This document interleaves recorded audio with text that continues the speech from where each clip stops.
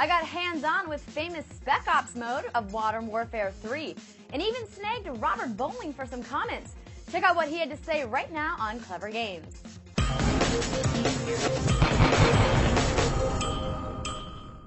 Hi everyone, I'm Andrea Renee, and you're watching part of our E3 2011 coverage.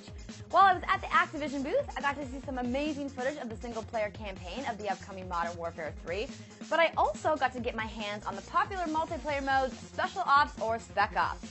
New to Modern Warfare 3 is a special version of Spec Ops called Survival Mode. But trust me when I say this ain't no zombies. This exclusive mode for Modern Warfare 3 has lots of cool features, and I got to chat with creative strategist Robert Bowling about them and some other things that we can expect to see from the new Call of Duty. I just got my hands on Spec Ops mode, and I absolutely loved it. Yes. So this is new, right? Yeah, well, Spec Ops as a whole isn't new. We're bringing back Spec Ops, which is our co-op mode. So it has the traditional single mission mode, but what you play today is the new survival mode of Spec Ops, and that's all about, continuous waves of enemies getting more and more difficult. I mean, these are, AI enemies that are going to be fighting you back. Well, the AI that I had in the first couple of levels seemed pretty easy, but I'm guessing they get progressively difficult. Tell me a little bit about the AI and some of the new exploding AI that I saw. Well, at each wave you survive, it gets increasingly more difficult. And as it does, you will rank up because it has progressive ranking and unlock new abilities, new kill streaks, new gear that you can use on these new enemies. And that's needed because, as you said, these enemies not only get more difficult, but their tactics changes. How they attack you changes. So the first guys might just be soldiers, Second ones might be soldiers that are more accurate. Third ones might be soldiers that are accurate, plus they have kamikaze guys. They're sending dogs after you. Juggernauts are coming in. Helicopters are coming in and firing at you. Everybody, and some of them have their own weakness. Like, you'll have Juggernauts that are weakness to explosives. Juggernauts that are, all about getting a headshot. Riot Shield guys. It's all about really changing it up and constantly hitting you from different angles to force you to change your tactics and use that gear that you're getting. It's so interesting that you brought up the Juggernaut because that's the enemy that ended my streak with my co-op partner in the demo. Yeah. And I was like, what's the weakness for the Juggernaut? And now you're telling me that they all have different weaknesses? Yeah, you got to watch out. It's all about situational awareness. Like, look at the Juggernaut, see what type of suits he's wearing. That's what's going to give you some hints on how the best way to take him out is. All right. Well, there's obviously a learning curve. I thought it was interesting that you can't transfer your MP experience over to the survival mode. Yeah, survival mode in Spec Ops has its own ranking system. Multiplayer has its own ranking system. We're still early on. We're looking at ways they can complement each other. But right now, your Spec Ops career is very different from your multiplayer career. I mean, multiplayer unlocks, that's a sacred holy grail. You have to earn everything you get in multiplayer. So we don't want people to be able to do that. But Spec Ops is a great way to train up for multiplayer. You get to experience a lot of the weapons and gears you'll find in there. It's a great training tool because you're also playing on all the maps that are in multiplayer. So it's great to learn the maps, learn how to play, and then jump over into multiplayer, start ranking up there separately. Fantastic. So obviously the experience points don't cross over. Right. So does that mean like perks, tacticals, all your loadouts, those don't cross over either? No, and in Spec Ops, you're unlocking them based on that mission. So as you're taking guys out, you're getting the ability to buy new weapons, new gear and stuff for that specific survival mode session. In multiplayer, you unlock that stuff forever. Multiplayer, you unlock that stuff forever that you keep with you for your entire multiplayer career. They're very separate in that sense. We're looking at ways that maybe we can have you unlock specific things across modes, but that's something we're looking at. We're listening to feedback, balancing it out.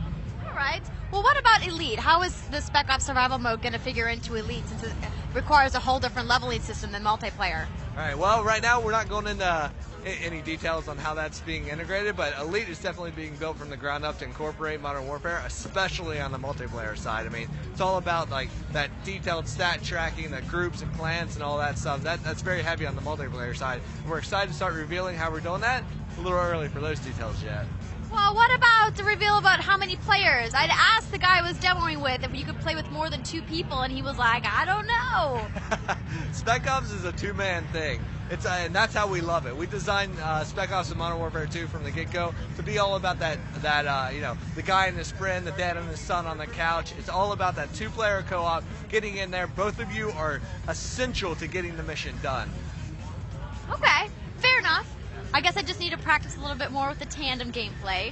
But let's talk a little bit about the campaign. We've seen some amazing footage from the campaign so far. What is going to be new to the Call of Duty experience for Modern Warfare 3? Well, Modern Warfare 3 campaign picks up just after Modern Warfare 2 left off. So the war's raging on the eastern seaboard. What you've seen today is the missions that take place in New York, where the first one, you're boots on the ground, fighting through the streets of Manhattan. And when you move into an environment like that, the tactics that you would use change drastically. And we let that inspire new features that we can put in the game, like the dual scope system that allows you, when you're clearing rooms, you want a close range optic. You want an EO tag, red dot, something to take guys on close range. But now you bust through a door, you're out in the open street, you can flip up an ACOG or a magnifying scope in front of your close optics and on the fly change your tactic to engage guys now longer distance. So you have two scopes on one weapon. I love that because it really, factors into how you play the game and gives you more control on how you play it out. We have the XM25, which is a cool grenade launcher where it programs the round based on the distance of the cover point and then explodes after it. 9-bangers. We're always looking at ways that we can advance the game and the weapons and the features. I mean, down to the little things of tweaking the audio engine so we have bullet whiz-bys that give you a feel for the direction the shot was fired from, not just when you get hit, but when they do near misses. All that stuff is very subtle. Most people might not realize, but it definitely plays into that immersion into the conflict. No, absolutely. I think that was probably the most exciting thing about watching the demo the first time was seeing the dual scopes. And I know, COD fans alike were very excited about that.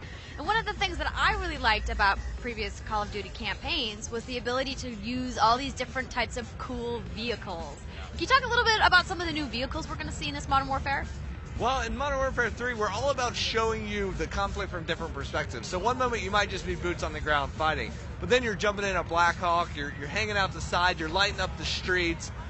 We showed a little bit of Harbor here, the Hunter Killer, where you start out underwater on these personal subs and you're going through underwater trying to get up behind this Russian sub that is in the harbor of New York so you can breach it, get in there, launch off their missiles. So we're really showing you the conflict from all these different areas. We love AC-130, and those are just a few of the moments that players are going to get throughout the campaign of Modern Warfare 3. All right, very exciting. Modern Warfare 3, as you guys know, is out this fall. If you could say one thing to people who have not yet experienced any of the Call of Duty franchise, what would you say to them to get them to come on over and try it out? I would say there's definitely something for everyone. If you want that cinematic experience, jump into single player. If you want to just play with a buddy, Spec Ops is the place for you. Those are great ways to get into the game and learn the mechanics, learn just, how addictive and fun it is, and then jump over into multiplayer where you can play with tons of people all around the world. It's endless. The amount of gameplay in this game from all the different modes is just phenomenal. All right, fantastic. Trust me when I say that we will have lots more coverage of Call of Duty in the coming months, and be sure to like us on Facebook for cool E3 photos and coverage. I'm Andrea Renee, and thanks for watching Clever Games.